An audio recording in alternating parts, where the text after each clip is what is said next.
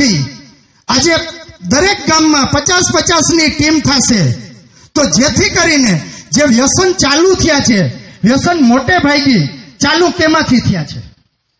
વર્ષો પહેલા આપણે જે માની લો લગ્ન પ્રસંગમાં બીડી સિગરેટ આવું બધું રાખતા, આજની તારીખમાં લગ્ન પ્રસંગમાં અમુક ગામડામાં, હજી 1-2 ગામડા કે 3 ગામડામાં એવું આવ્યું હશે, પણ એવા ગામડા આવી ગયા છે કે લગ્ન પ્રસંગ હોય ને તો દારૂની મીટિંગ રાખે,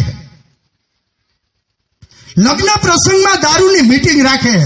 જો બાજુનું આપણે માની લ્યો વારોતરિયા પરિવારને ખાસ કહું, મને કાળુભાઈ કીધું વારોતરિયા પરિવારને વ્યસન નથી, પરંતુ તો એ જાગૃત રહેવું જરૂરી છે. તમને વ્યસન નથી, પરંતુ માની લ્યો બાજુનું આપણું ઘર એકદમ સેફ હોય, શોર્ટ સર્કિટ ન હોય, તો આપણે શાંતિથી ન હોવું જોઈએ. જો બાજુનામાં શોર્ટ સર્કિટ હોય તો, જો બાજુમાં આગ લાગશે તો એ આગ આપણા આગળ પહોંચશે. તો જો વારોતરિયા પરિવારમાં માની લ્યો વ્યસન ન હોય, પરંતુ જો બાજુના વ્યસન કરતા હશે તો ભવિષ્યમાં આવતા પરિવારમાં એના છોકરા પણ વ્યસન કરશે. અથવા જે વારોતરિયા પરિવારની જે દીકરી, જે તેને જાનથી વ્યાલી દીકરી છે, એનું જ્યાં સગપણ કરવામાં આવશે તો એ પરિવારમાં વ્યસન હશે, અને એનું જ્યારે મૃત્યુ થશે ત્યારે વારોતરિયા પરિવારને પણ રોવાનો વારો આવશે જે વ્યસન નથી કરતો. તો હંમેશા એવું ન વિચારો કે અમે વ્યસન નથી કરતા. જે વ્યસન ન કરતા હોય એની વધુ જવાબદારી છે, જે વ્યસન નથી કરતા એની વધુ જવાબદારી છે કે બાજુમાં વ્યસન મુકાવો. જે માની લ્યો જે એક વ્યક્તિને મુકાવશે, એક બીજાને મુકાવશે, તો જ આ વસ્તુ શક્ય છે. કોઈ એક વ્યક્તિની તાકાત નથી કે આ વસ્તુ શક્ય છે. અને મેં આ જયારે અભિયાન ચાલુ કર્યું તો ઘણા લોકો એવી વાતો ચાલુ થઈ ગઈ કે આ ભાઈને રાજકારણમાં જવું હશે. તો ખાસ કરીને હું એક વસ્તુમાં પ્રતિજ્ઞાબદ્ધ છું કે હું ક્યારેય રાજકારણમાં નહીં જાઉં. એ વસ્તુ ખાસ નોંધ લેજો અને ખાસ વોટ્સઅપમાં ફેરવજો. જય હો, જય હો. એટલે એવું ક્યારેય ન વિચારજો, કારણ કે રાજકારણ ખરાબ નથી. હું એમાં પાછો સમર્થક જાઉં કે રાજકારણ ખરાબ નથી, પણ જ્યારે આ અભિયાન ચાલુ કર્યું હોય અને હું જો રાજકારણમાં જાય તો અભિયાન તૂટી જશે, તો હું અભિયાનને મારા રાજકારણ કરતા મહત્વ આપું છું. એટલે હું પ્રતિજ્ઞાબદ્ધ છું કે જ્યાં સુધી હું જીવું છું ત્યાં સુધી રાજકારણમાં નહીં જાઉં. તો મેં એવું લક્ષ્ય બનાવ્યું કે જો ગામોગામ 50-50 યુવાનો તૈયાર થશે તો એ 50 યુવાનોને લઈ અને જ્યારે ઇલેક્શન હશે ત્યારે ભાજપને મત દે મુબારક, કોંગ્રેસને મત દે મુબારક. આપણે કોઈ પક્ષમાં નથી અને બધા પક્ષ સરખા જ હોય છે, પરંતુ આપણો એ લક્ષ્ય છે કે ભાઈ જે ગામમાં ઇલેક્શન હશે, નાની મોટી કોઈ પણ ઇલેક્શન હશે, ત્યારે આજે દરેક ઇલેક્શનમાં રાજકીય હોય તો ખરાબ ન લગાડજો, પણ દરેક ઇલેક્શનમાં કોઈ પણ ગામડું હશે તો 5 થી 10 દારૂડિયા નવા પેદા થશે. તો એવું એક ટાર્ગેટ બનાવ્યો છે કે ભાઈ ગમે ભોગે હવે જે માની લ્યો વ્યસન કરે છે એને ન મુકાવી શકીએ, અમુક હદે મુકાવશું, ન મુકાવી શકીએ તો કોઈ વાંધો નહીં, પણ હવે જે નવા દારૂડિયા તૈયાર ન થાય, જે મસાલા ગુટકા ખાતા તૈયાર ન થાય, એવી તો ટ્રાય જરૂર કરશું.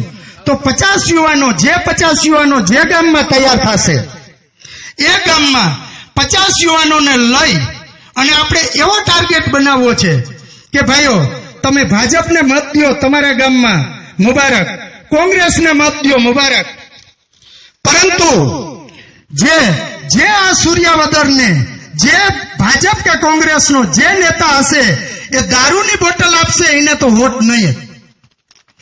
આવી પ્રતિજ્ઞા જો એક સૂર્યાવદર નહીં, આજે એક ગામ પ્રતિજ્ઞા લેશે, આવતા ઇલેક્શનમાં 2 ગામ, 5 ગામ, 10 ગામ, જેથી કરીને આગળના યુગમાં માની લ્યો જો આમનામ ચાલુ રહ્યું તો આજે જે રીતે સિગરેટ, બીડી ઈ જે લગ્ન પ્રસંગમાં રખાય છે, પછી ઘરે તમે મજબૂર થઈ જશો, કારણ કે આપણી સંખ્યા ઓછી થઈ જશે એવી કે જે વ્યસની વધુ હશે ને આપણી સંખ્યા ઓછી થઈ જશે, તો આપણે પણ માની લ્યો જે સામેવાળો વેવાય કરવાનો હશે તો ત્યારે એવી કન્ડિશન આવશે, મજબૂર આવશે કે આપણે પણ દારૂની પાર્ટી રાખવી પડશે.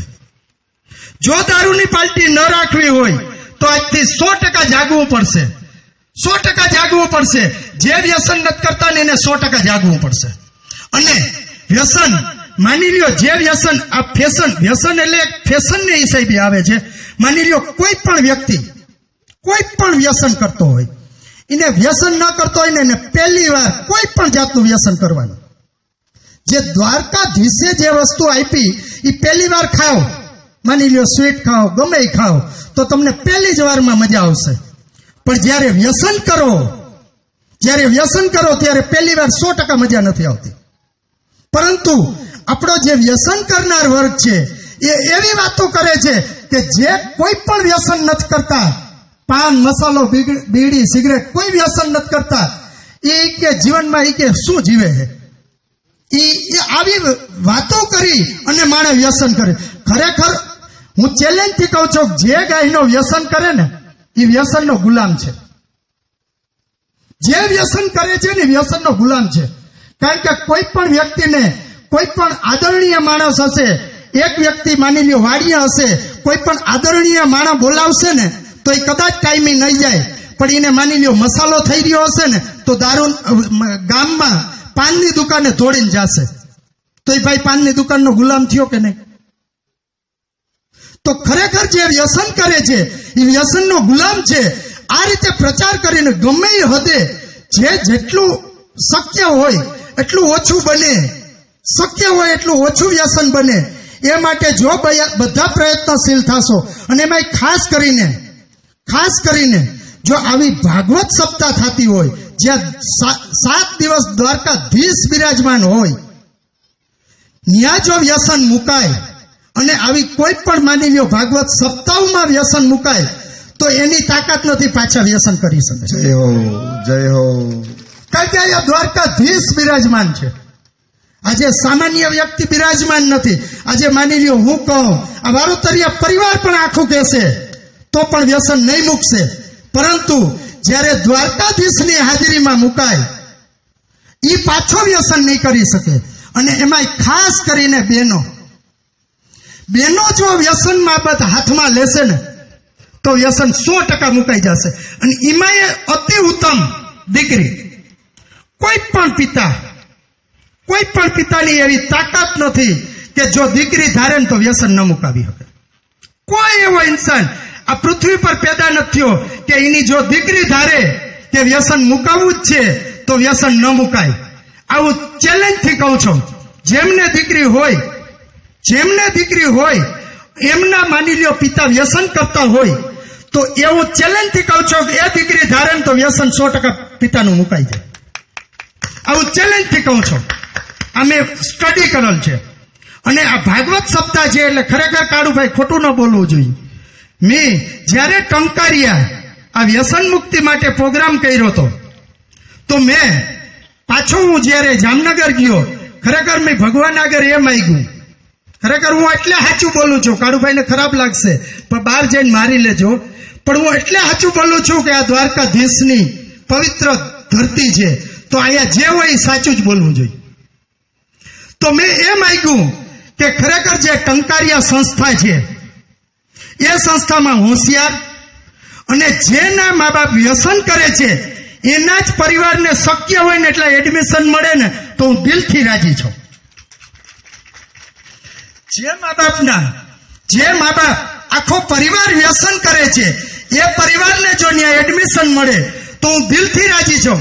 કારણ કે મને એ ખબર છે, એ સંસ્થામાં હું પ્રોગ્રામ કરી આવ્યો, મને એ ખબર છે કે એ સંસ્થામાં 1 વર્ષ ભણશે ને તો કમસે કમ બીજું કઈ નહીં કરે તો 100% એના પરિવારને તો વ્યસન મુકાવી જ દેશે.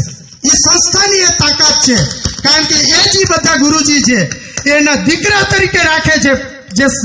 જે પરિવારને જે પરિવાર ગણે છે એ રીતે રાખે છે. તો દર વર્ષે 300-400 જે સંખ્યા થાય તો કમસે કમ એમનો પરિવાર તો વ્યસન નહીં જ કરે. તો મેં ભગવાન આગળ એવી પ્રાર્થના કરી કે વધુમાં વધુ જેના મા બાપ વ્યસન કરે છે એને જો ટંકારિયા સ્કૂલમાં જો એડમિશન મળે, કાળુભાઈ કે ભાઈ જે વ્યસની હોય એના જ પરિવાર અમારે ત્યાં ભણે તો હું અમારે જ સુધારવા. પણ જે વ્યક્તિ સારી સંસ્થા હોય એના ઉપર દરેકને અપેક્ષા હોય. જે સંસ્થા પણ અમુક માની લ્યો જે પ્રોફેશનલ હોય એના પર કોઈને અપેક્ષા ન હોય, પણ જે સારી સંસ્થાઓ હોય એના પર દરેક વ્યક્તિને અપેક્ષા હોય છે. એટલે ભગવાન આગળ મેં આ પણ પ્રાર્થના કરી છે, કદાચ કારુભાઈને ખરાબ લાગે તો બહાર જઈને મારી લઈએ, મને વાંધો નથી.